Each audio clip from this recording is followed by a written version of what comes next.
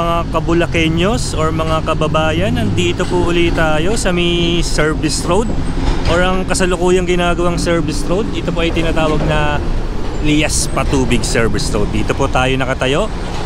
Ang nasa bandang kaliwa po natin ay ang North Luzon Expressway or ang NLEX.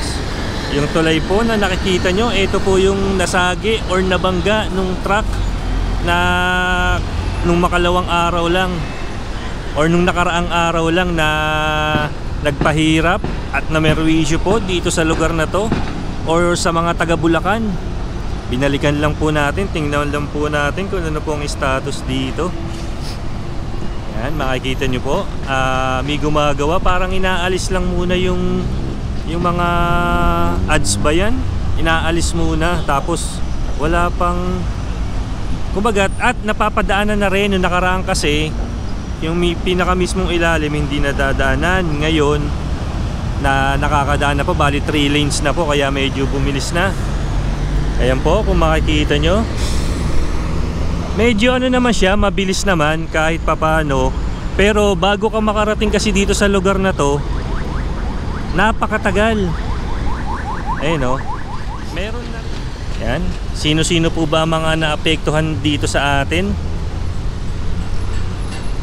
Ang binibigay nilang alternate route dun sa may MacArthur, hindi naman nila alam na ginagawa yung kalsada dun sa may Kawayan bago mag City Hall. 2 lanes lang inapapadaanan, kaya sobrang traffic sa sa Valenzuela bago ka mag Kawayan. Kaya puro truck doon, kaya abot hanggang Valenzuela yung traffic eh. Hindi nila sinabi na, sige ako na magsasabi.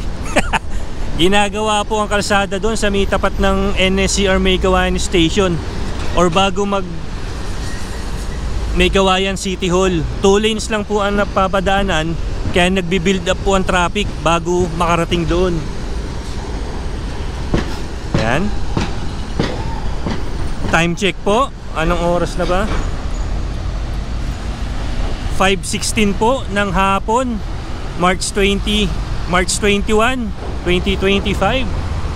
Ayan po, nakikita nyo po sa di kalayuan, meron po ditong mga taga TV5 saka taga GMA7. Shoutout po, interviewin po natin sila mamaya. Baliktad ah.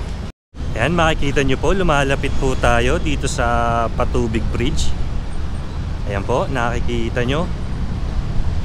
Ayan o, mas tanaw na tanaw po dito. Napapadaanan na siya, yung Patubig Bridge, pero for class 1 only lang. Ayan po. Dito muna tayo, harang tayo. Ayan. Ayan o, yung mga gumagawa po sa ibaba. Nag-ready na po sila, gumagawa po ng barracks para po dito sa paggawa nitong tulay. Ang sabi sa news, mga 2 to 3 weeks daw. Hindi natin alam kung yun na talaga yung pinaka ano nila, pinaka matagal na gagawin yan. Papalapit po tayo dito sa Barangay Patubig. Malapit po tayo dito sa tulay, sa pinangyarihan, sa nakaperwisyo. Ayan po. Against the light lang po tayo, kaya medyo nandito si Rafi Tima kanina, nagdo-drone. I-interviewin ko sana eh. Pumasok na dun. Kasalukuyan po nagse-setup dito yung mga sa mga news, sa mga tigapagbalita na TV5 saka GMA. Yan. Silipin lang po natin. Pero ang laking tulong po sana kung gawa na tong boss, pa shoutout naman boss. Shoutout. Boss, taga-saan ba kayo? Caloocan, Bagong Barrio. Sige, sila po yung mga magbabalita dito. May abangan po natin yan.